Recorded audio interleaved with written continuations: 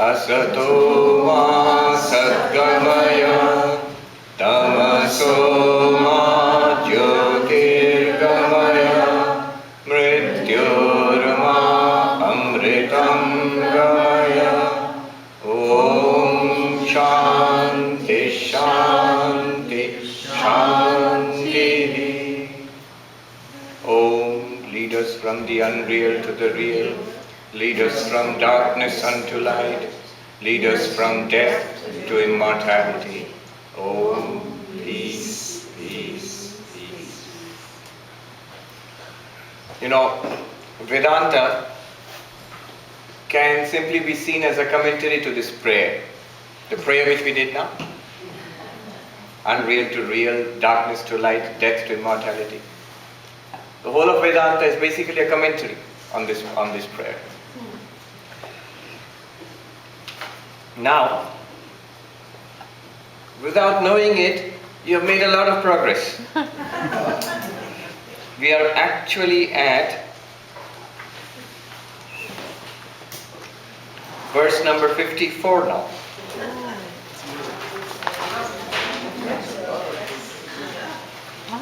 Verse number 53 is so long.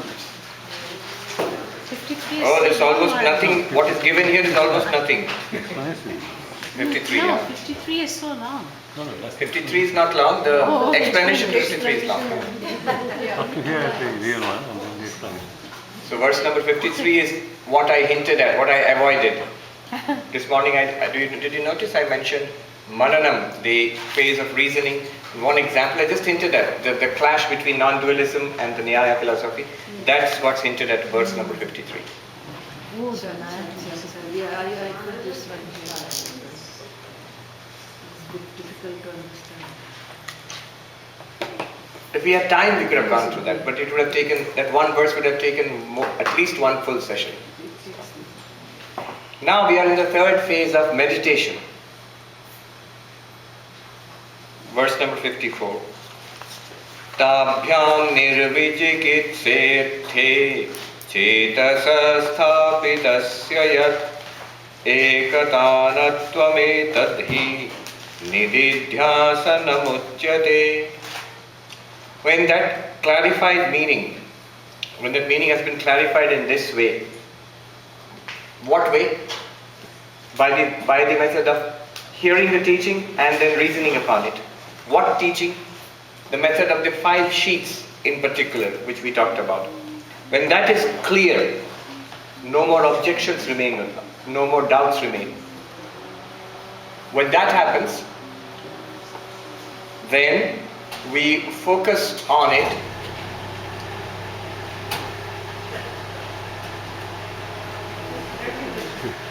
Outside it is coming. Yes, please backing up. That's all.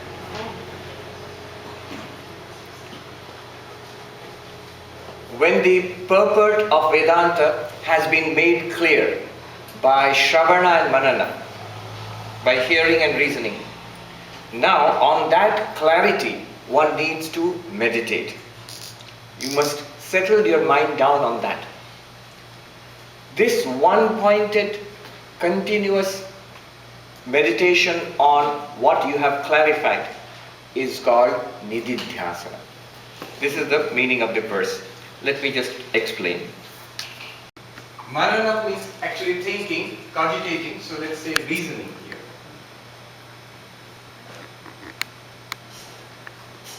And nididhyasana, a rough translation would be meditation.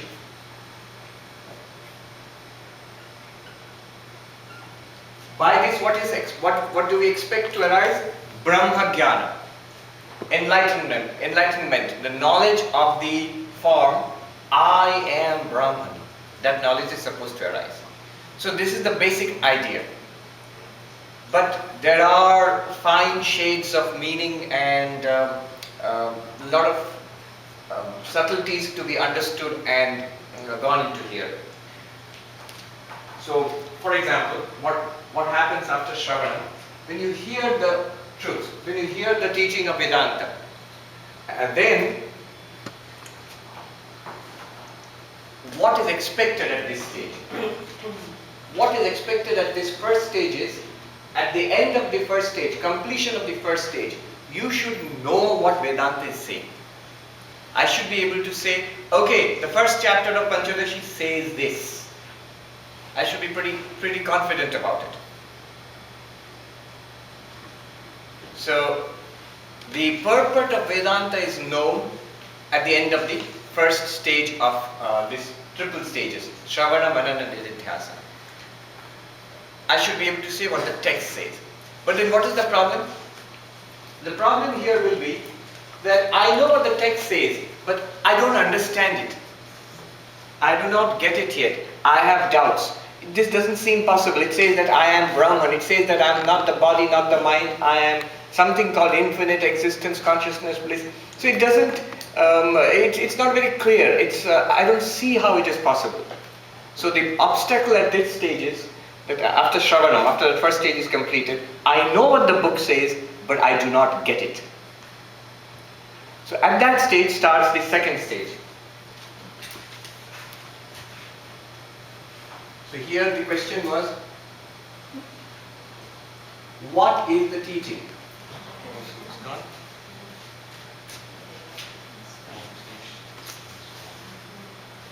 Is there another one like this? No.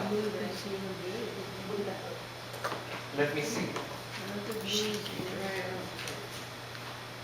I can use the green. Yes, That sir. might work. Yes. No? Not see? What is the teaching?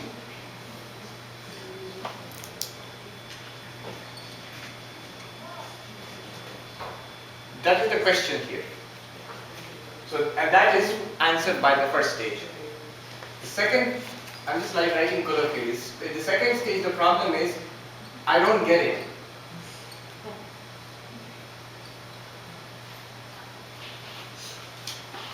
So here the process will be, what is your doubt? What's your problem?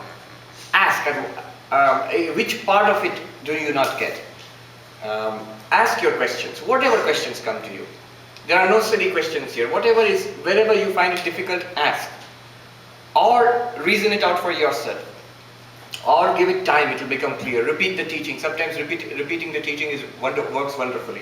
What we studied in the last 3 days, 4 days, if you go back and repeat it, you will see a lot of things becoming clear and many more questions coming up.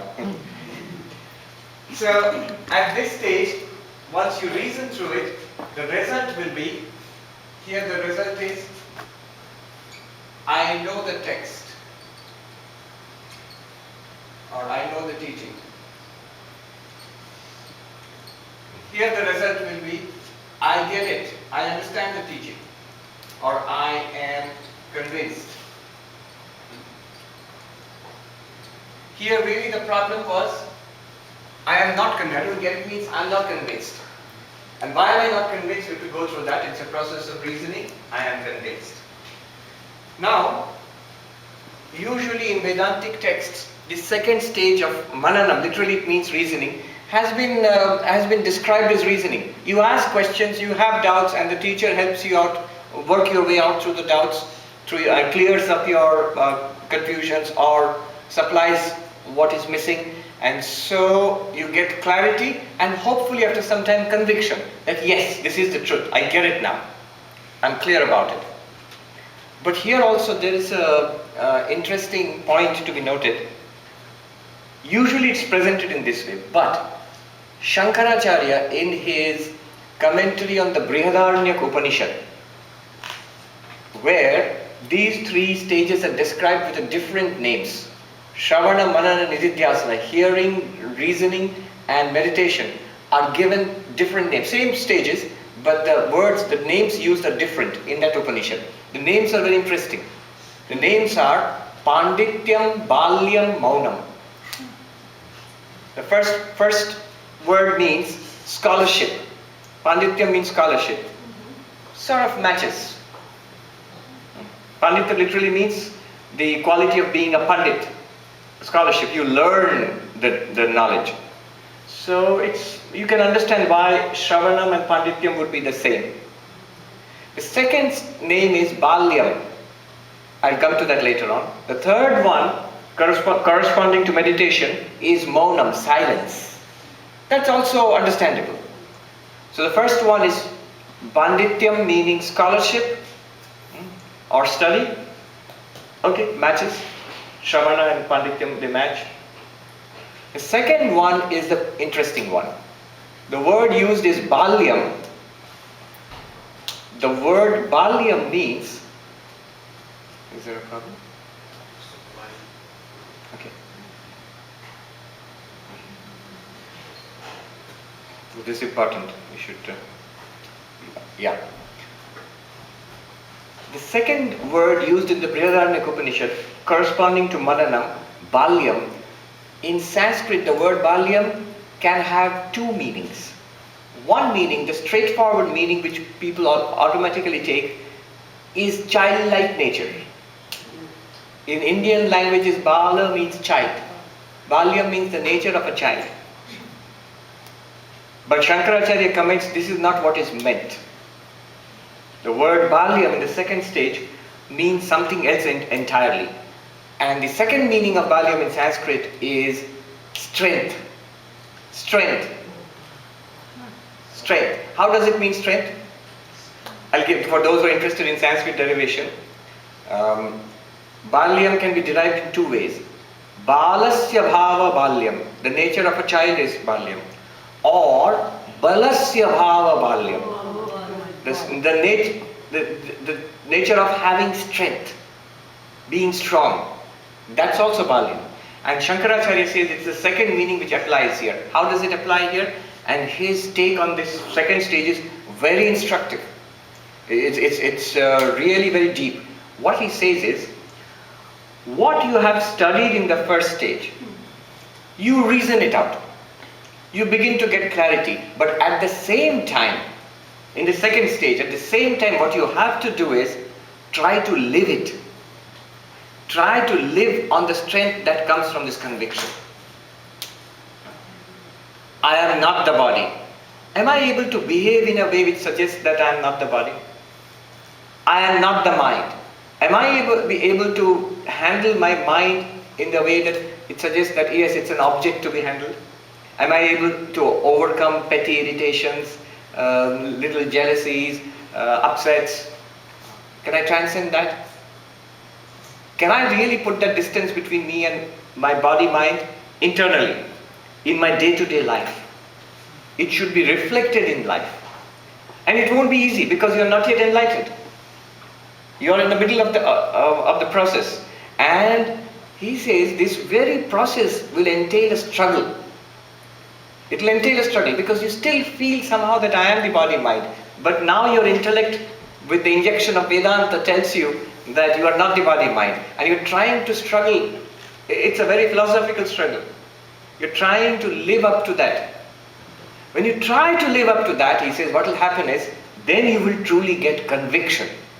That conviction comes not so much, he seems to imply there, the conviction comes not so much from intellectual philosophizing as from a struggle to live this philosophy. Yes. As you struggle to live this philosophy, as you fail 100 times and succeed on the 101st time, you begin to understand it more. You really, really begin to understand it then. More than sitting in a class and listening to philosophy talks. You see, what happens when you listen to philosophy talks is sophisticated logical doubts like the one raised here can be raised and can be reasoned upon and can be settled. It won't make the slightest difference to your life. But if you try even a little bit, I am not the body, I am not the mind. The body demands, my tongue demands that I take that extra cookie.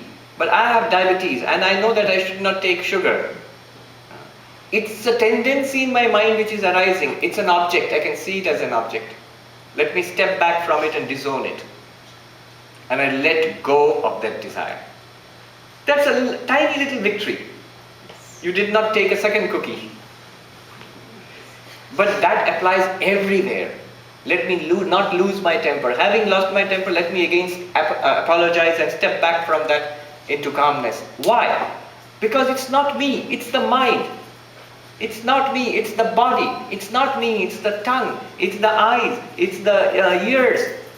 These are tendencies set in motion years ago. And because of that, I have become a slave to my senses and to my mind and to my past conditioning. Can I step back from my past conditioning? Our most precious ideas, especially Jnana Yogis, are very attached to their ideas. They live in the realm. Normally, those on the path of knowledge, they tend to be monastic by nature. Even if they are not formally monks, internally they are monk-like, most people on the path of knowledge. So they tend to be simple and austere people, not too much engaged in worldliness. They give up worldly pursuits and all that. That happens. But they are very attached to their ideas. Challenge non-dualism and then you are in for it. Or whatever their pet idea. But then they also realize that this idea is also a movement in the mind when I am in deep sleep. Where is my philosophy? Am I a dualist or a non-dualist? Am I an atheist or a theist? Nothing. They are just movements in the mind stuff, in the lake of the mind, ripples on the mind. I am none of them. Now if this is so, can you live up to it not only in deep sleep but in waking? So this struggle, it leads to clarity, conviction.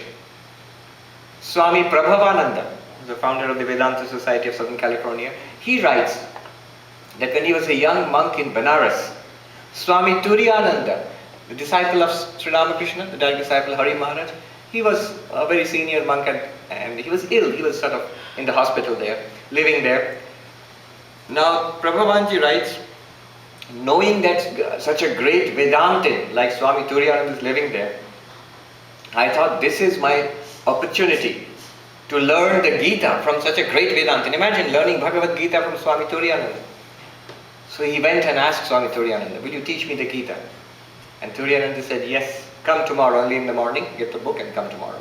So he said, I was so overjoyed. Next morning I went with the book and I went to him and I bowed down and he began his first lesson. He said, take up one verse, read it thoroughly, understand it, memorize it, think over it, meditate over it, live it for a week and then take up the next verse. This is my first and last lesson in the Gita to you. What does he mean? He means this balyam, this second stage. It's not just, the point is it's not just intellectual. It's a struggle not at the intellectual level, it's a struggle at the whole physical, mental, emotional and intellectual level to make these things real. As you do it, will you be enlightened? Not necessarily, but you will get clarity. You will really begin to understand what is meant by saying, I am not the body. You will really begin to understand what's meant by saying, what all it entails to say I am not the mind. What a tremendous statement to make. We are not saying that the mind is not there. The mind is there. The body is there. I mean, it appears to you at least. It will not disappear. But I am not it, no more than I am the shirt that I am wearing. So that's the second stage. Now at the end of the second stage, what will happen? Clarity will come. You will say, I get it. I get it with every fiber of my being. I'm getting it. It's clear to me now. But still, what remains? What's the problem? Here. Why meditation? See, the whole thing is, why is meditation necessary? I'm talking about that now. What is the problem here? Contrary tendencies.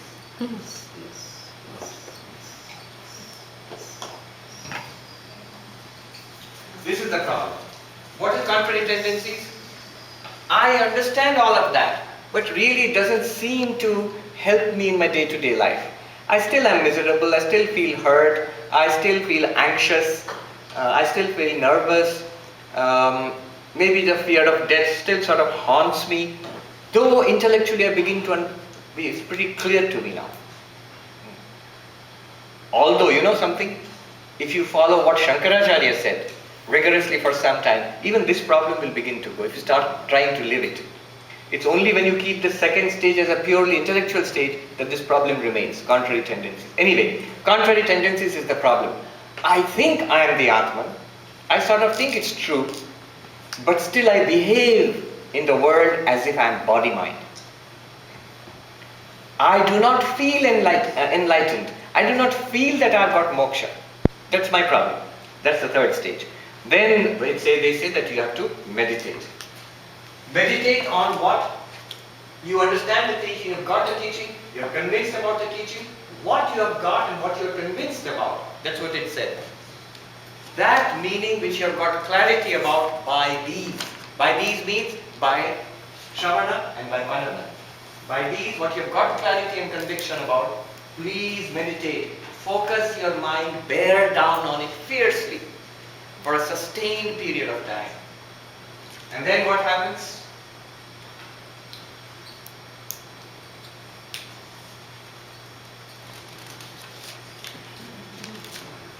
This is real after that. You can truthfully claim, I am Brahman. Don't go around claiming it, but you won't. Enlightened person won't. Enlightenment is there. One technical point. Those who are finicky about their Advaita Vedanta, non-dual Vedanta would want me to point it out. What produces the final enlightenment? Here it seems the meditation produces it. Right? Here you know the teaching, here you are convinced about it, and here you become enlightened. It seems like that. One school of Vedanta called the Bhamati school. There are different schools of Vedanta, a few different schools of Vedanta, very old. They say meditation produces enlightenment. First you must learn it, then you must reason upon it, and what you have learned and reasoned upon, you are convinced, now meditate upon it, and it will lead to enlightenment. But there is another school called the Vidyaranya school. Vidyaranya. There are very fascinating stories connected with these schools, how they arose. Vidyaranya school. It says no. This first, hearing the truth, studying Vedanta, hearing the truth produces enlightenment. Then what about reasoning and meditation? Reasoning and meditation remove obstructions to enlightenment. Reasoning and meditation remove obstructions to enlightenment. What are the obstructions? You have already got the knowledge here. When you read it, when you understand what is being taught, you've already got it. Now your obstruction is the mind says it's impossible. There are technical words for this. It's called asambhavana, impossibility obstruction. Your mind says it's impossible. I can't be Brahman. I'm just this little guy. So that obstruction has to be removed by Brahman. Then the second obstruction comes. It is contrary tendencies. In Sanskrit, viparita bhavana. I still behave as if I were a body mind. And that has to be removed by meditation. Swami Vivekananda says, tell yourself again and again, Soham, I am that. I am that reality. Again and again till it tingles with every drop of your blood. Now that's not hypnotizing yourself. You have understood it. You are convinced about it. Now you are driving it deep into yourself. Because, why do you have to do that driving deep into yourself? Because the opposite thing has been driven deep into us. That I am a body mind. That has to be corrected. So, the Vidyaranya school, these are schools of Vedanta. Schools of Advaita Vedanta. Vidyaranya school and Bhamati school. Vidyaranya school, both of them are more than 1,000 years old. So, the Vidyaranya school says, the teaching gives enlightenment, gives knowledge, and this removes obstructions. The second stage removes a particular obstruction, which is impossibility. It's impossible, I am not Brahman. That problem is removed. And the third one removes the next obstruction, which is contrary tendencies. Continuing to behave as if I am a limited body-mind individual. So those will be removed, and the original learning, knowledge will shine forth, and you will say, I am enlightened. But the enlightenment technically has not been produced by these two. It has been produced by this. Why do they insist on it? It's a minor point, but worth noting. Knowledge is produced by pramana. Pramana means source of knowledge. And in Vedanta, the pramana, the source of knowledge, is Upanishads. What tells you that you are Brahman? Where do you know that you are Brahman? From the Upanishads, when the Guru tells you, you are Brahman, that thou art, that's the source of knowledge. Not thinking, neither meditation. Meditation does not give rise to knowledge, it removes an obstacle. Thinking does not give rise to knowledge, it gives you clarity about what you already learned. The example they give is this old story of the 10 friends who crossed the river. And then when they crossed the river, the friends thought, have we all crossed or did somebody drown? Let's count. And they counted. One of them counted. 1, 2, 3, 4, 5, 6, 7, 8, 9. Oh my God, the 10th person is drowned. The other said, you're not doing it right, let me do it. 1, 2, 3, 4, 5, 6, 7, 8, 9, you're right, our friend is drowned. So we are only 9, we were 10, now there are only 9. And they started crying. And another person who walks by says, why are you crying, my friends? You know the old story. And they say, we were 10 when we started, but we crossed the river and our friend drowned. How do you know your friend drowned? The 10th person is drowned, how do you know? Well, we counted. There are only 9 of us now. And this man must have seen there are 10 of them. So he realized what mistake they were making. And he said, okay, count. I'm assuring you the 10th person is there. You know, the Guru comes and says, the text tells you, you are Brahman, don't worry. I'll show you how. We already counted. No, just humor me. Count again. And so they count 1, 2, 3, 4, 5, 6, 7, 8, 9. I told you 9. And this man says, comes up to the person who was counting, holds him by the hand, and turns the hand towards him and says, thou art the 10th. Dashamastvamasi, thou art the 10th. And he realizes, oh, I am the 10th. Just a minute, let me see. 1, 2, 3, 4, 5, 6, 7, 8, 9, 10. Yes, the 10th person has been found. And they all say, let me try. And each of them comes up and tries. 1, 2, 3, 4, 5, 6, 7, 8, 9, 10. Yes, it works. The 10th person has been found and they're so happy. Now, the question, that story can be used in different ways, and it has been used in Vedanta. But here I'm using it in a particular sense to prove that Vidyaranya school's point of view. This enlightenment that the 10th person, that person got, the counter, that I am the 10th person, how did he get it? Did he get it by counting? No, because he was counting earlier on also. Did he get it by meditation? No. He got it from the words of that wise man. The wise man communicated to him, thou art the 10th. Now the Upanishad, the Guru communicates to you that thou art the 10th. You are that, and you realize, I am Brahman.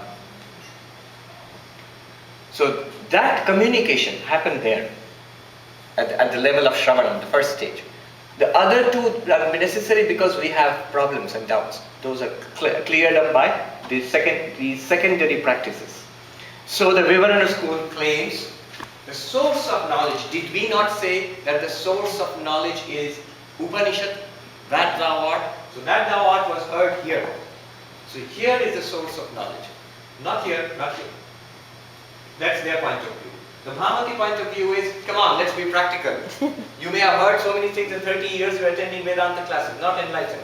It's only when you do reasoning about it, get clarification, and deeply, really try and meditate that one day it flashes upon you. So let's say meditation produces this result, enlightenment.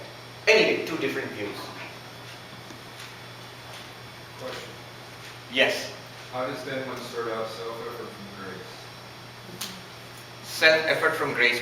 Could you sharpen that question in this context? Well, when you're reflecting, that's self-effort. When you're hearing it, you're putting yourself there, that's self-effort. When you're meditating, that's self-effort.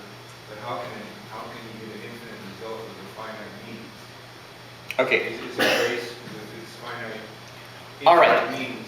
There are two. Infinite result. All right. When you put it in a logical form, how can you get an infinite result with a finite effort, if you say that? Yes. All right? That I can deal with, the answer. The thing is, by this, what happens? You generate the knowledge, I am Brahman. And what does it do? It removes ignorance. Okay? Are you clear with that? Yeah. It generates a result, I am Brahman. You get that enlightenment, a flash of enlightenment. And by that, what is dispelled? The ignorance and its effects, that I am the body-mind. that is dispelled.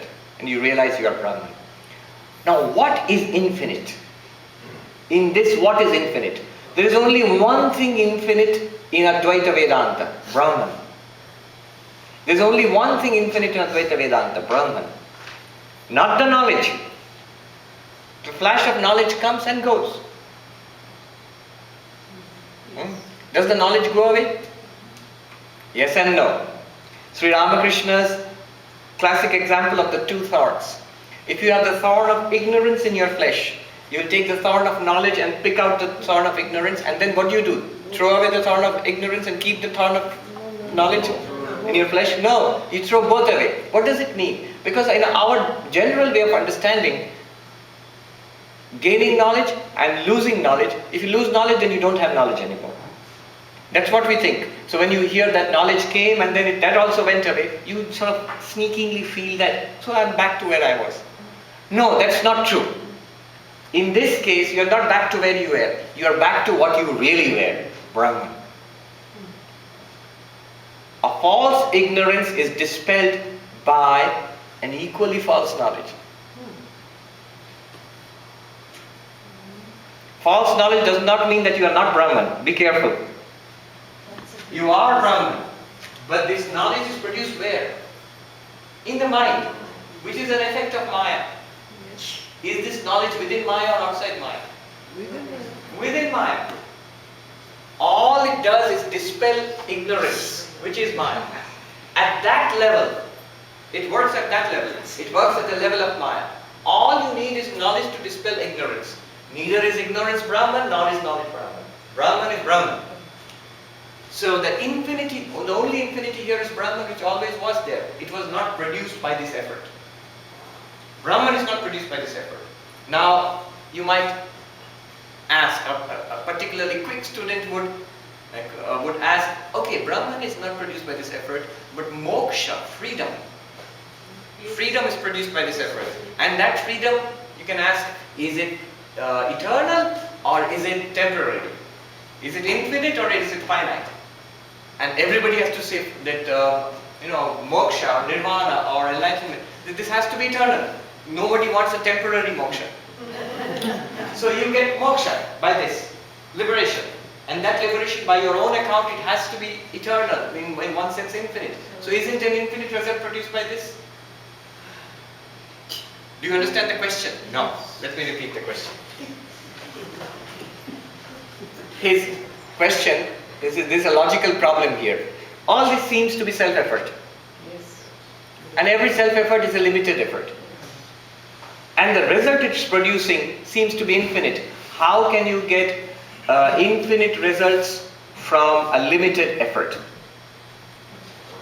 How can a limited quantity produce an infinite quantity? That's the question. Alright. Now I answered that the limited result, that I am Brahman, the limited effort, it produced a limited result. That flash of enlightenment that I am Brahman. The only infinite thing here is Brahman, which is infinite and which already was. That was not produced by your effort. Only your ignorance was removed. But a secondary question could be, isn't moksha produced by your effort? Liberation. And that liberation is finite or infinite? If it's finite, if it's limited, then you will lose it again. Nobody wants a liberation or a nirvana or a salvation which is limited. It is infinite. So again, we are back to the same problem. Didn't a limited amount of effort produce an unlimited, infinite result called moksha? Isn't that where the nididhasana comes in? Can you hear me? It's not clear. Could you repeat that? Isn't it where nididhasana comes in? That means constant practice, constant practice, constant practice. So but even constant practice done over 1,000 lifetimes is not infinite effort. Okay, it's still a finite effort, right? Yeah. Logically speaking. Yeah. Now I'm talking about something else. Let me give you the answer and then let me see if the question and the answer made any sense at all. The question is, limited effort. Here it seems to produce an infinite result. What is the limited effort? Shravana, Manana, Nididhyasana, including Nididhyasana. It's a limited effort. No matter how great a spiritual seeker you are, how many lives you've been trying, still the total will be limited. It can't be infinite. And the result seems to be infinite. What is the result here? Moksha, freedom, forever. So did limited effort produce an unlimited result? Yes. It cannot. No, because The the knowledge of Brahman was from the beginning. That is infinite. Brahman is infinite. Alright. Brahman was not produced by this. Ignorance was finite. Ignorance and the knowledge that removed it. These two were the finite parts. Yes. And again, attaining the infinite is from infinite to infinite. So it's not Fine. finite. But the attainment itself, moksha, freedom, is it infinite or not? It's infinite. It's infinite. But then you wasn't it produced by knowledge? No, Knowledge is ignorance. Alright. They already got the answer here. The answer is simple here. There is actually a deep misconception about moksha.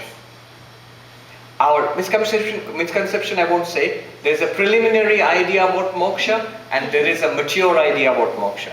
The preliminary idea about moksha is, I am bound. I have been going through life after life and I seek liberation. I seek enlightenment, moksha, nirvana, salvation, something. And then finally, after a lot of Vedanta retreats and plenty of meditation, I finally get enlightenment. And that leads to moksha. So all my births and rebirths, they cease, and from now on forever, I am free. I have got moksha. This last part is important. From now on, from the point of liberation, from the point of enlightenment onwards, I am free. This will be my last birth. So that's the story we have heard. That's the story we have heard. That's good, kindergarten. But now that you are in Panchadasi, we need to move on to a deeper understanding of moksha. What will happen after enlightenment, what you will feel like, is not that I was bound, now I am free forever. No. You will realize I was free forever. I am free and I will always remain free. Moksha and Brahman are the same thing. Moksha, the very nature of moksha is Brahman. The very nature of Brahman is moksha.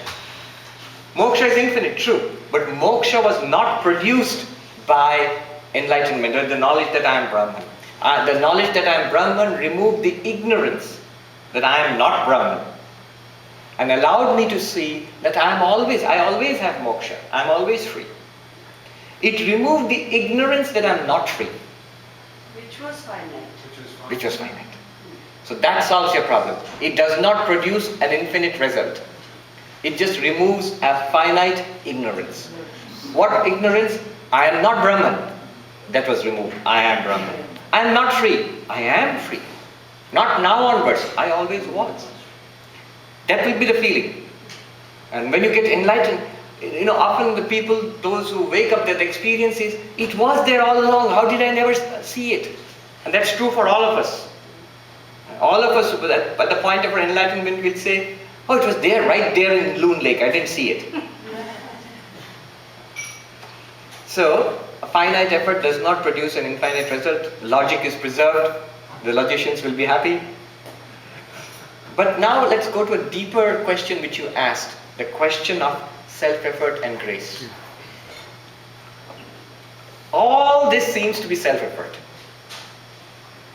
But if you look at the lives of great spiritual seekers, they will say it's all grace. Even this is grace.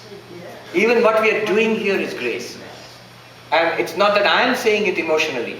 The most radical text of non-dualism, Avadhuta Gita, the first verse of it is Ishvara Anugraha Deva Pumsam Advaita Vasana. The first opening theme is, I think maybe that's the only time God is mentioned in the whole book. But it begins with, it is by Ishvara's grace. Remember, who is Ishvara? Same Brahman plus Maya. It is by the grace of God that you have a liking, a tendency towards non-dualism. This tendency towards non-dualism is the special grace of God because it leads directly to liberation, to moksha. So it is grace. Even this tendency is grace. The desire to come and learn Vedanta, the desire to seek liberation, that is grace. The grace works in that way. That brings the bhakti. Yeah, and From that God. brings the bhakti. From God. That We are. Yes? We are Brahman. Yes, you are Brahman. It comes from Ishvara. and then Brahman and Ishvara are not quite the same. When you think that you are a seeker, when you think you are a seeker trying to get liberation, trying to learn Vedanta, are you seeking as Brahman? Why would Brahman seek Brahman?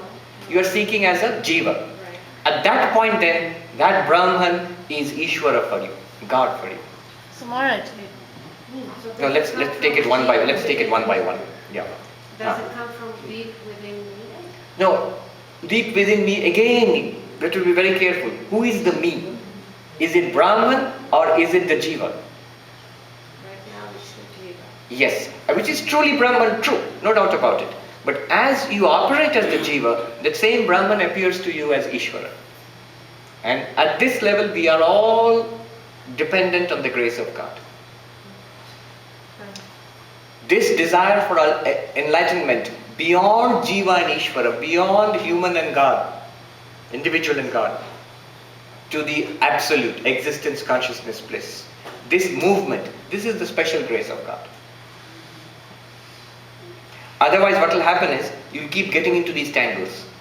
Don't mix up the paramarthika and vyavaharika, the relative realm of where we are dwelling, and the absolute. The absolute is only the absolute. Even the question, does grace come from Brahman or me, is a mixing up of two levels. The moment you say Brahman, there is no me. There is no world. There is no God. It's only one non-dual reality.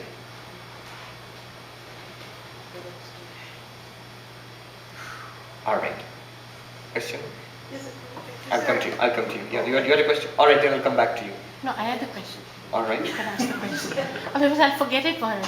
So, my question, I don't mean to throw a red herring into this, but I'm just, again, but maybe just asking more clarification that you said Ishwar is that's where the grace is coming from.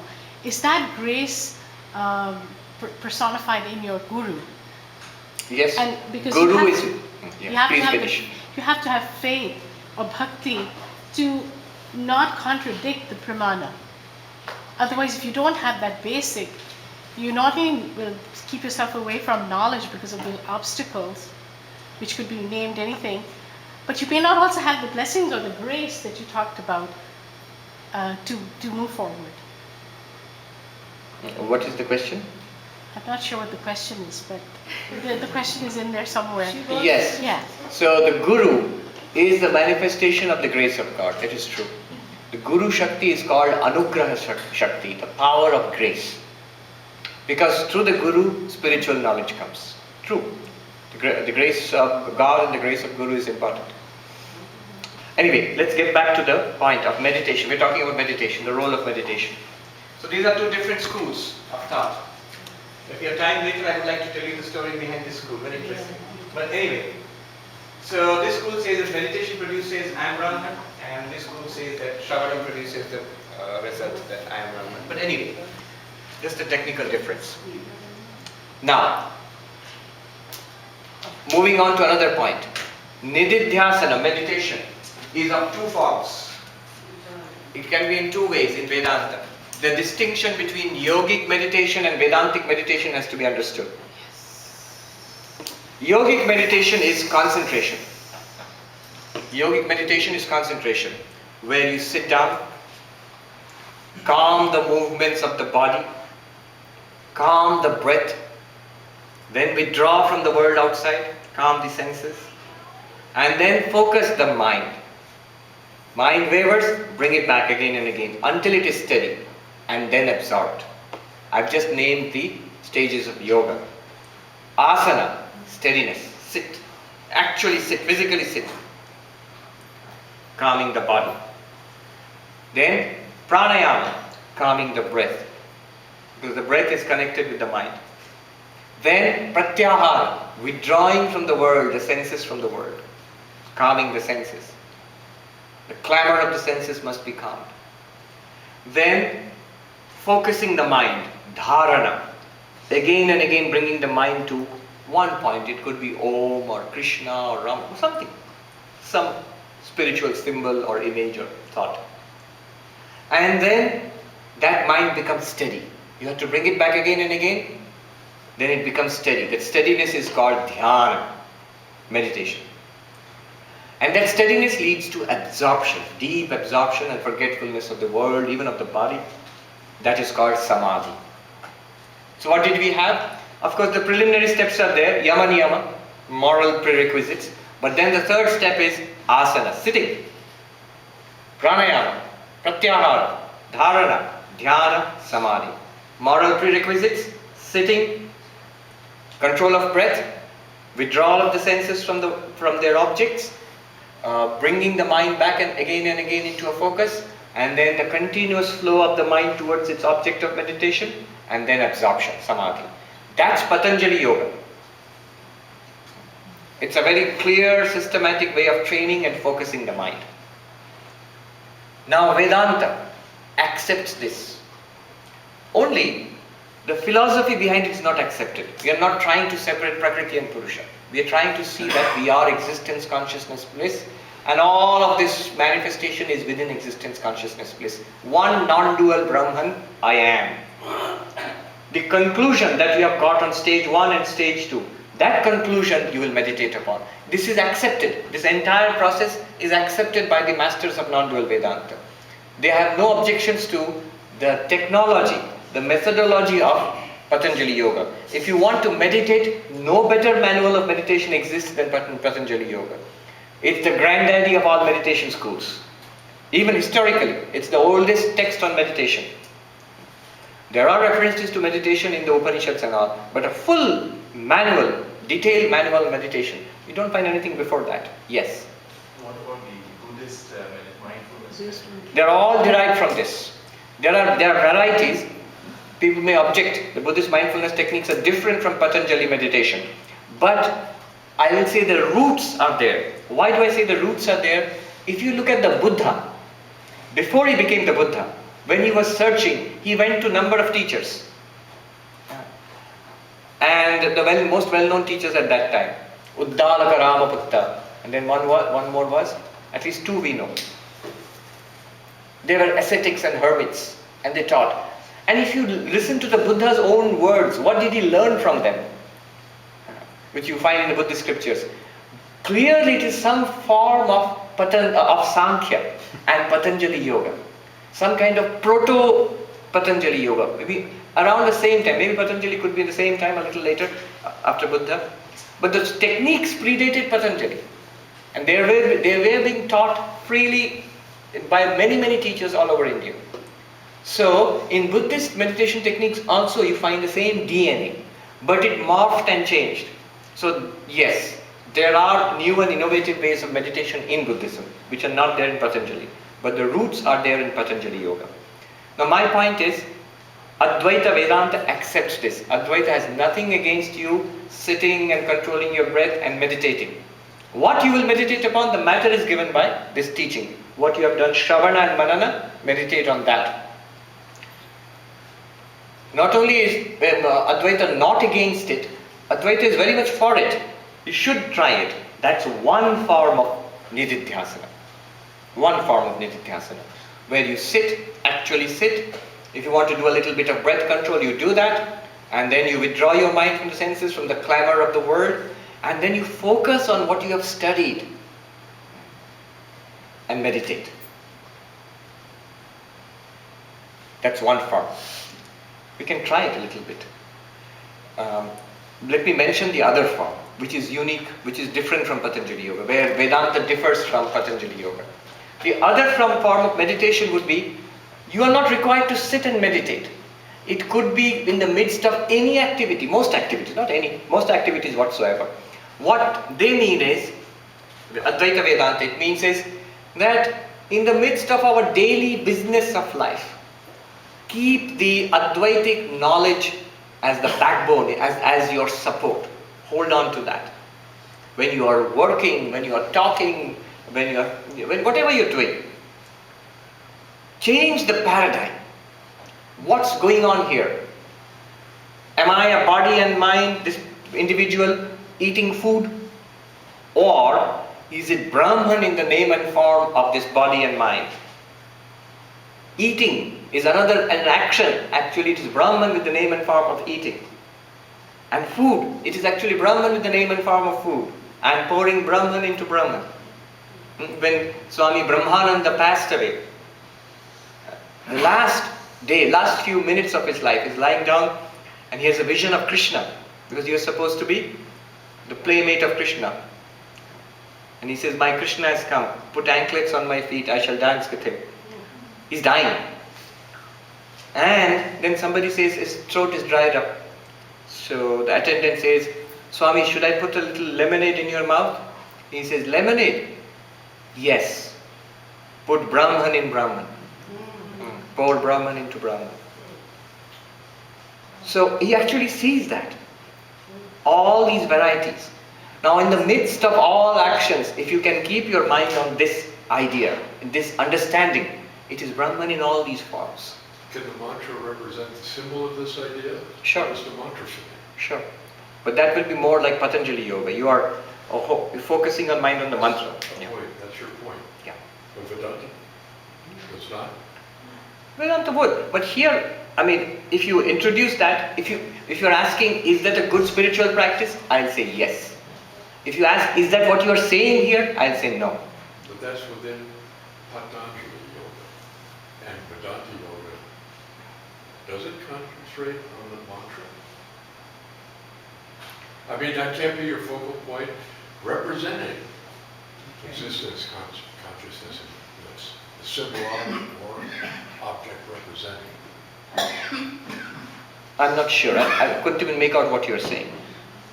I think, Peter, what you're saying is, he's just mentioned that you focus, instead of on the mantra, on the studies you're trying to reason through and feel and all of that. No, what was the last sentence you said? I didn't get that. Well, meditating on this, it would seem to me, it would become partially a mental process, not focusing, more complex than focusing on one point. And if one habitually has used the mantra, and now you're calling it Vedanta meditation, that's different from, I mean, I'm not saying which way is right or wrong. I'm just saying, where does the mantra fit into this? Or does it fit into it at all? Into All right. Vedanta meditation? Let's bracket that question and keep it aside for the time being. Let me finish what I'm doing. Vedanta meditation, at least, let me just point out what it is. Right? I'm trying to point out what it is. I'll address one aspect of your concern. It does not seem to be one-pointed, it seems to be a mental or intellectual process, this Vedantic meditation. No. The intellectual process has been completed in the first two stages. Now you have a pretty good clarity about what you really are. What Vedantic meditation is telling you, stay there. Stay there. Don't think. Don't intellectualize. Stay there in the undoubted self which you have found beyond the 5 sheets. Don't get mixed up with the 5 sheets again and again. That is the approach, Nididhyasana. So again and again, stay there. That will be the Vedantic meditation. And that's what you are seeing everywhere in the world with open eyes also. If you try to do Patanjali Yoga with open eyes, Patanjali will be very annoyed. You're supposed to close your eyes. Sit in meditation and close your eyes. Don't move around. And then focus. Because the body has to be still, the breath has to be quietened, the senses have to be withdrawn. Then only is Patanjali Yoga possible. It's a very clear process. It's called Ashtanga Yoga. Patanjali Yoga. But Vedantic meditation involves meditation with eyes open also. If Vedanta is at all true, then what you are looking at with eyes open, is it not Brahman? Then I'm using the word contemplation, because I think it would be the reverse. Like in Christian meditation, centering prayer and so forth and so on. Right. I'm getting confused here. Right. But just understand what they are trying to say. then you'll work backwards and you can synthesize. But I agree with you, the contemplation is the right word. You see, originally what we call meditation today was called contemplation in the Christian tradition. Meditation is not a Sanskrit word, contemplation is not a Sanskrit word. Technically correct word for all of this would be contemplation. But it went out of use, common use, maybe several generations ago. So now what was originally contemplation is nowadays called meditation. But earlier in Christian theology, meditation meant thinking. And what we call meditation today actually was called contemplation, contemplative prayer at that time. Yeah. But anyway, back to this. Keating and Father Keating. Father Keating, Thomas Keating, yes, he talks about centering prayer and meditation. Now we're talking about meditation with eyes open. What you see is Brahman. Every action that you perform is Brahman. So it should be possible to meditate while experiencing the world. In Patanjali Yoga, meditation is not possible while experiencing the world. You must stop experiencing the world. You must step away from Prakriti. Otherwise you cannot meditate. The very sutras, vritti sarupyam itaratra. If you have other vrittis coming up in the mind, then meditation is not possible. All those vrittis, modifications of the mind must be settled into one pointedness and then beyond that. That's Patanjali Yoga. But Advaita says, whatever vritti comes into your mind, after all it is Brahman. The lake without waves is the lake with lots of waves is still the lake.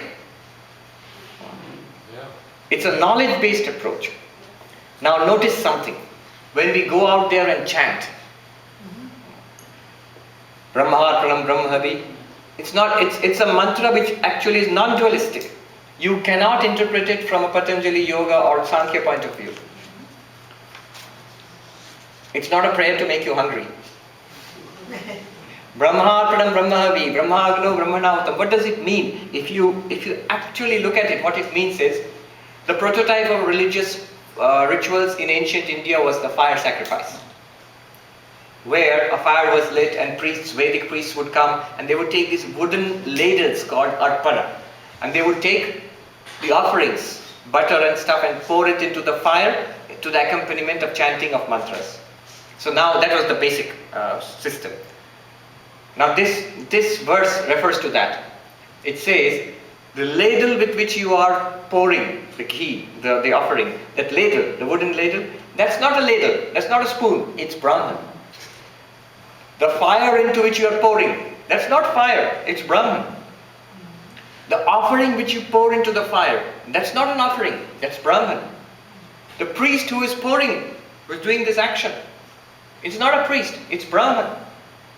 And the one who makes a habit of seeing Brahman in all actions in this way will attain to Brahman. Brahmaiva tena gantavyam. He alone will attain to Brahman who sees Brahma Karma Samadhi, who is absorbed in seeing Brahman in all actions. That's the central teaching of Bhagavad Gita, isn't it? Yes. In Bhagavad Gita. That's from the Bhagavad Gita, 4th chapter. Now, you cannot do that in Patanjali Yoga. You have to see his action and then sit and meditation, because meditation is a particular action. You cannot combine it with other things. This you can combine with all actions, because this Brahmarpanam Brahma, with this attitude, it's an attitude, it's a knowledge, it's not an action as such. It's a new paradigm which enables you to see the same actions as Brahman. If you see Shankaracharya's commentary, I just quoted from Shankaracharya's commentary right now, explaining that verse. Brahmarpanam, that ladle is Brahman. What does it mean? He says clearly, it's not a ladle, it's Brahman. Fire is Brahman. What does it mean really? It's not fire, it's Brahman. That's what Vedantic meditation with eyes open. In the midst of our daily business of living. Seeing Brahman in everything, in each thing and everything. In every action, in every person, in every event of your life. Yes. So, I don't want to harp on this, but the Patanjali Yoga, if I am concentrating on a mantra, that also is Brahman. Yes. And if I can add well, if I can bring that knowledge to that meditation. Alright, now let me say something about that in relation to his question and your question also. Many of us here, most of us maybe, we have been initiated with a mantra. First, ceteris paribus, no, not ceteris paribus, what's that? That one, that Latin phrase, buyer beware? Caveat emptor. Caveat emptor. Ceteris paribus means all other things remaining the same.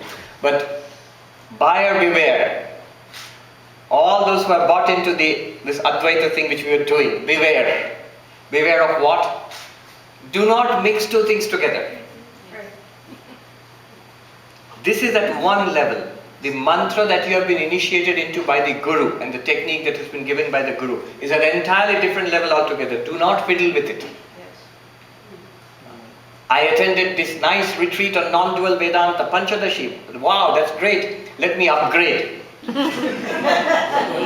Let me upgrade from iPhone 6 to iPhone 7, Mantra 6 to Mantra 7.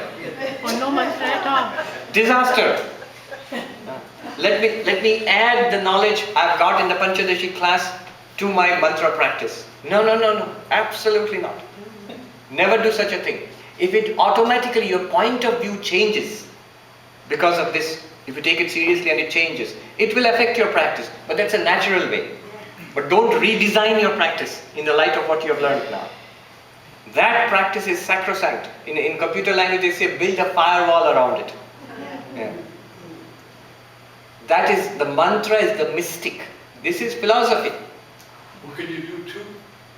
You can do eyes open mantra, you can do eyes open meditation, you can do both. Sure. Eyes open mantra and the time. Okay, sure. But let me finish. Let me finish here. So this is first point I want to add here. That don't mix the two. Don't fiddle with your mantra practice.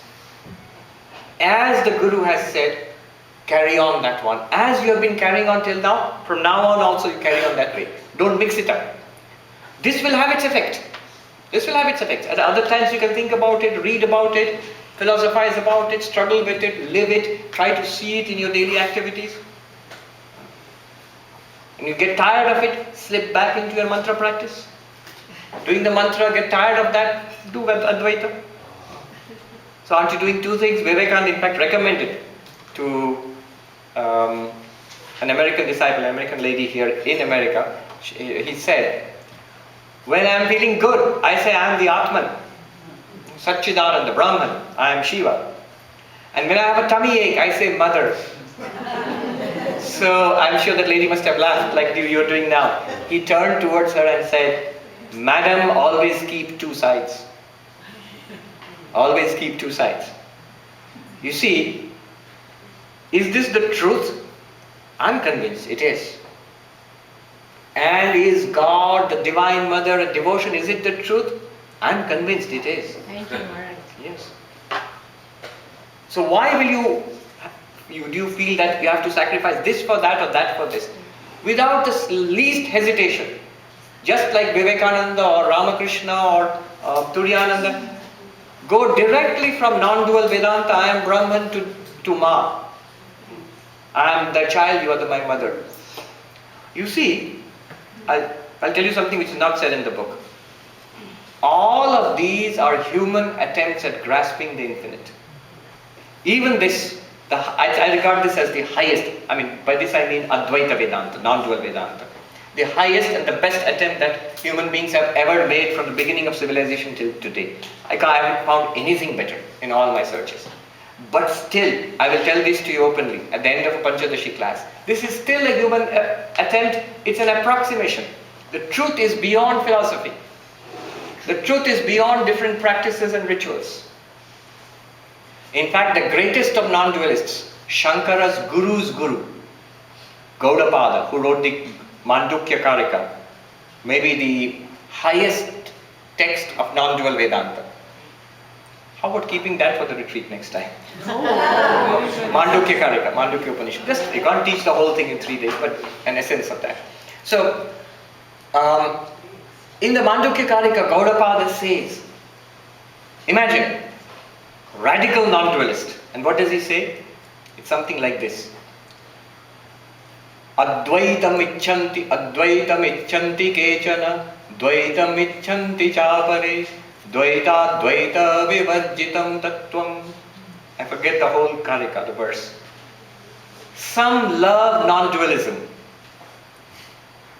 Others prefer dualism. The truth is entirely beyond dualism and non-dualism. He's a radical non-dualist, he says that. Maharaj, that song, Shakoli Tomari Icha, is also really this, Brahmarpanam, same thing. It's all you doing through your agents. True. Complete surrender. Brahman is the only reality. And in practical day-to-day life, what does that mean? Complete surrender to the Divine Mother. Yes. Look at the non-dualists, the greatest non-dualists like Ramana, Maharshi and others. They lived in complete surrender to God. The day-to-day life. Did he stride around and strut around saying, I am Brahman? Never. Life was one of complete surrender. Okay. Is there any point that I've left? 2 types of meditation and Vedanta, the meditation with eyes open. Oh, let me complete what I was saying to him. That it's important. I made only one point about the mantra so far, that you should not meddle with it. That's one point.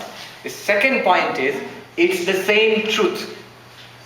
This and the mantra express the same truth. How? Sri Ramakrishna said, and Akhandananda Swami also said, I'll tell you in Bengali and then translate. It's important for people who have got initiation to know this. Otherwise there will be a conflict. What he's expressing, that conflict will come. He said, Jejar Ishto Shetar Atma. The Atman, existence, consciousness, bliss, and the chosen ideal given to you by your Guru, and name, mantra and the form. Whoever is your chosen ideal, that is exactly yourself, existence, consciousness, bliss. Can you repeat that, please, Swami? I'll repeat the exact Bengali and English. Jejar Ishto Shetar Atma. Whoever is the chosen ideal for you, or for anybody, that one is that person's Atman. That chosen ideal is the Atman.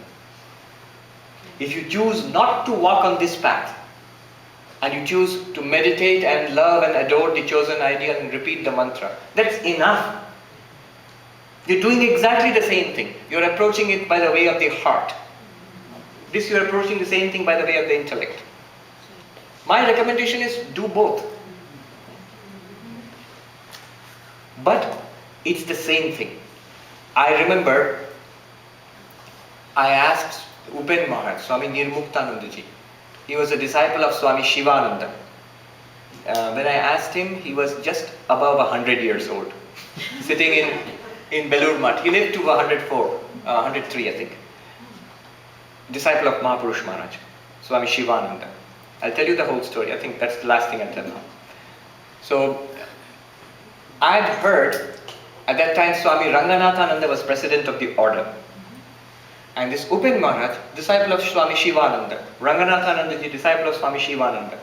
This Upen Maharaj used to go once in a while to Swami Ranganathanandaji. And one day he asked, after bowing down to Swami Ranganatha, the president of the order, he asked, Maharaj, Swami, what will happen to me? Just a question, no context. And Swami Ranganathanji immediately replied, this is your last life. I shall come again. But you don't have to come again, this is your last life. He said it in English, all 3 sentences. He said he'll come again to do Swamiji's work. Yeah. Ranganathanji chose to come again. But he said, you don't have to come again, this is your last life. So sometime after Swami Ranganathanji passed away, I wanted to verify this. You know how stories gather, they get embellished and they gather flourish as time goes by. So I wanted to get the exact thing. So one day I saw Upen Maharaj sitting in Holy Mother's temple by the side of the Ganges river. Around this time, a little earlier, 5 o'clock maybe. And so I went up to him, I bowed down to him and I said, Swami, I want to ask you. Sometime back, Swami Ranganathanandaji, you went to Swami Ranganathanandaji and asked, what will happen to me? And he said, before I could say anything further, the Swami completed it. He said, yes, Maharaj told me, Ranganathanji told me, this is your last life. I shall come again, meaning he will come again. But you don't have to come again. This is your last life. 3 sentences. Exactly as I had heard. Now, I was excited by it. Of course, this means you're going to get moksha, liberation in this life itself. But to my sort of look at the caliber of the Swami. He is not overexcited. Rather, he is inspired by Swami Ranganathanandaji's attitude. He said, look at his attitude. He wants to come and do Swamiji's work again. After some time, a little bit of that, I was getting impatient. So I told the Swami, but Swami, keep that aside. But you have got, I use the word chutti in Bengali. It means a vacation, a permanent vacation. You are free of this world. Moksha. And his answer was so relaxed. He said, let's see the blessings of a Mahapurusha. Mahapurusha means Swami Shivananda. Let us see the blessings of a Mahapurusha. He's so relaxed about it. He is not particularly... Then I asked him this question, because I always felt that he was an enlightened person, one of the few really enlightened persons I have met. So I asked him this question. The mantra we have got and the Ishta Devata we have got from our Guru, the chosen ideal, and the Vedanta that we are reading and teaching, what's the connection between the two? And he said, have you not heard what Sri Ramakrishna used to say, Swami Akhandananda said? Because this Swami also served Swami Akhandananda at one time. What Swami Akhandananda also said, he who is your chosen ideal is your Atman. Then he said, do you think it's only here? It's here and there and everywhere. The chosen ideal. And then I asked him, because I wanted to know what does an enlightened person, how does an enlightened person experience the world? He was sitting there, facing if you've gone to Belur Math, you'll see on one side of the Holy Mother's temple, on that side is Swami Vivekananda's temple. Yeah. So he was sitting on Holy Mother's temple and facing Swami Vivekananda's temple. There were devotees walking on the lawn near the river at that time. So I asked him, Swami, how does an enlightened person see the world? I'm not talking about meditation. I'm saying just like that, right now. What's the difference between an enlightened person and me? So my question was, how does an enlightened person see the world? Is it that here are all the names and forms? That's all my book learning coming to the fore. Here are all the names and forms, and behind it somehow, in the background, is this existence, consciousness, bliss? Is this like a shadow over that name and form? And then immediately he said, why so? It is all one. Now, it is all one. It's one reality. You see, what's colored my mind is all this. You have to distinguish between name and form, object and consciousness, consciousness and object. But ultimately, what do we come back to? That it is one consciousness in which all these appearances are there. And these appearances are appearances of that consciousness. It's Brahman and Brahman alone. I mean, he did not explain in so many words. He just said, why so? It's all one.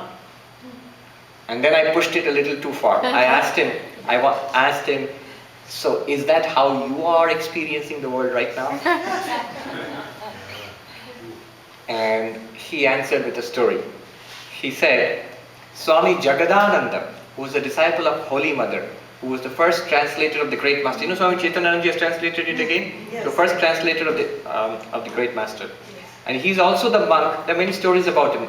While he was living, he was widely known to be an enlightened person, a Jivan Mukta, very spiritually advanced person.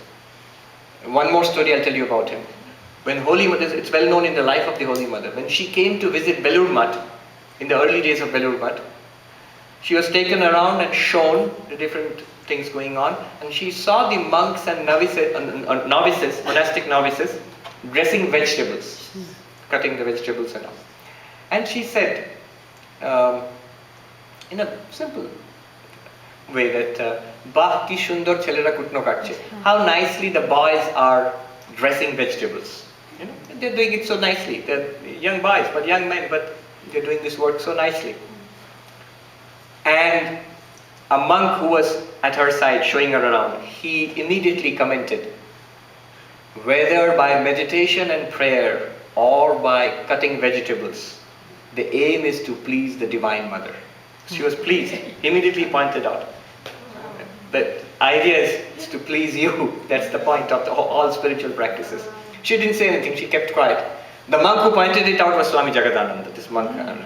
Anyway, the story that he told me, Swami Nirmuktananda, Upen Maharaj, was this. Swami Buddhananda, who was the head of Delhi Ramakrishna Mission, who was here in this country also for a while, he one day asked Swami Jagadananda, well sir, are you enlightened? People say you are liberated by living, Jivan Mukta. Apni ki Brahmagyani? Are you an enlightened person? He straight away asked. And it seems Jagadananda ji, he is supposed to have a very sweet smile. He smiled sweetly and was tall and stooped. And so he looked down and smiled sweetly and he said, if I say yes, will you believe me? Ami jodi hai boli bishwash hobe tomar. If I say yes, will you believe me? I immediately got the message. The Swami was sitting there. I folded my hands and said, it's all right, Swami, just bless me. I bowed down to him and I walked away.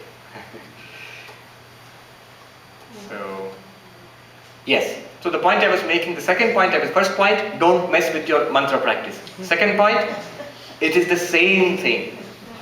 You needn't worry. Here is this great philosophy. Am I incorporating it nicely into my practice? Don't worry about it at all. If you are not, no loss. And if you want to, it will happen automatically. But don't fiddle with the mantra practice. Let the mantra go on. Yes. Any other questions? A couple of minutes we have. Yes. Question there. That's where it says that Sri Ramakrishna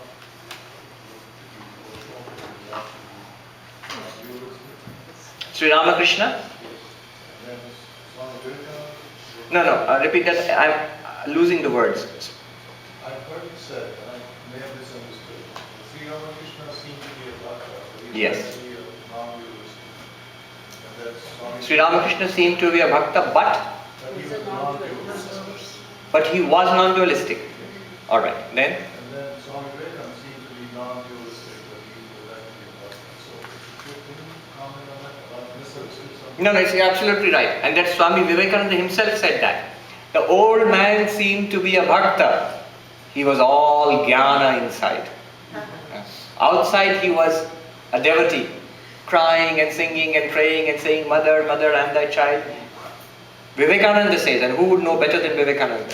He was all jnana inside, he was all knowledge inside. Ramakrishna. And I seem to be, like a jnani outside, but inside I am a bhakta. He said, I am inside, I am very soft, I am a lover of God. And these are not the exact words, but words to that effect. True. He said that. What is it that we can learn from that? What can we learn from that? I take it that be many-sided, don't be one-sided. Be a meditator, meditate seriously and deeply. Be a devotee, cry and weep to the Lord and take refuge in the Lord and surrender to the Lord and love the Lord. Now, as Jesus said, love the Lord thy God with all thy heart and all thy might. Yeah, be a complete devotee like Chaitanya. Meditate like Patanjali himself. Like Vivekananda. Who meditates better than Vivekananda? If you see that picture, perfect. What you find about asana, sitting and everything is perfectly illustrated in Vivekananda's thing. And that came naturally to him. Be a jnani like Shankara. Discriminate. Say, I am not the body and mind clearly. All these are appearances in the consciousness which I am. As a matter of fact. It's actually a fact right now. And dedicate all of your life to the welfare of others. What better life can there be? Vivekananda says, let all vision cease. That means let all dreams cease. Awaken. Realize that you are Brahman right now. Or if you cannot, he gives a little concession. If you cannot,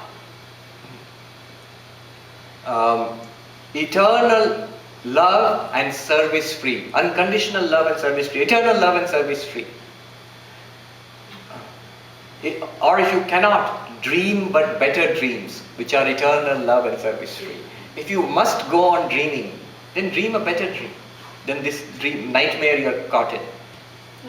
Unconditional love. You have nothing to lose. Whom will you? Why should you not love everybody and everything unconditionally? Because it is your beloved, your Brahman. And service free. You don't want anything from life. So let this body and mind be used for the welfare of everybody.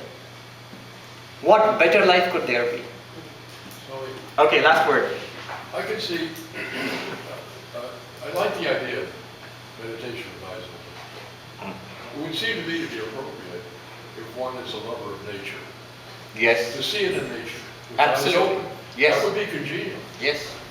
As a lover of nature, would you meditate with eyes open? And Yes. sitting meditation would be a different situation. Do both. Yeah. At one time you will feel like withdrawing, meditate with your eyes closed. At other times you will feel like looking out, meditate with your eyes open. I met this, now you set me up. I met this monk in the Himalayas who lived for 40 to 50 years at 10,000 feet in a little hut. He was not very learned. His guru was one of the greatest Vedanta teachers of his time. But this monk I met was not very learned. And so when he went to this guru, he said, I want the finest guru that there is. So he was sent to this guru. And this guru said, what will you do here? You don't understand Sanskrit, you have not. What are you going to do here? But this monk, he said, he was a kid at that time, a teenager. He said, I told my guru, I know I will not understand what you are teaching, but let me just stay here and serve you. I just sit and listen. Just let me sit and listen. And I'll serve you. I'll take care of everything. I'll clean the place and everything. So he stayed and he became a disciple. And why am I saying this? The guru told him what is his practice. All this fancy philosophy is difficult beyond him. What is his practice? Guru noticed that he loved the Himalayas. The Himalayas, the mountains, he loved the Ganges, he loved nature. So the Guru told him, it's a quote from Kabir Das actually. The quote is very interesting. Khule nain dekhu sahab ko. I look upon my Lord with open eyes.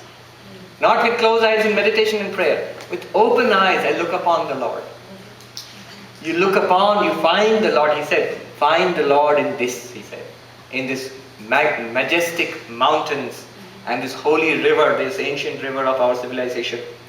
In all of this, in the sky and the earth, in the snow, you find your Lord. And he did it all his life. And he lived in the magnificence of he became a well-known mountaineer at some time. He guided these mountaineering parties up the real giants in the Himalayas, 22,000 feet, Kalindi Peak and other places. So, but his purpose was spiritual. Their purpose was mountaineering. But his purpose, he would go with these groups and he would chant and he would literally dance on the mountain peaks. Yes, you can find God in nature. There's a very beautiful way of ending this session. That monk told me, his guru told him, from the Rig Veda, the most ancient of the Vedas, about seeing God in nature. There's this line. It says, Pashya devasya kavyam yona jiryati namamar. O man, look upon the poetry of the Lord, which neither decays nor dies. What is the poetry of the Lord? Universe. Contemplate the poetry, the poetry of the Lord, which neither decays nor dies. I asked, where is it from? And it was in the Rig Veda, the most ancient of the Vedas. Can you say once? Pashya devasya kavyam. Very simple Sanskrit. Yona jiryati namamara. Om Shanti Shanti Shanti Hari Om Tat Sat Shri Ram Krishna Arpanamastu.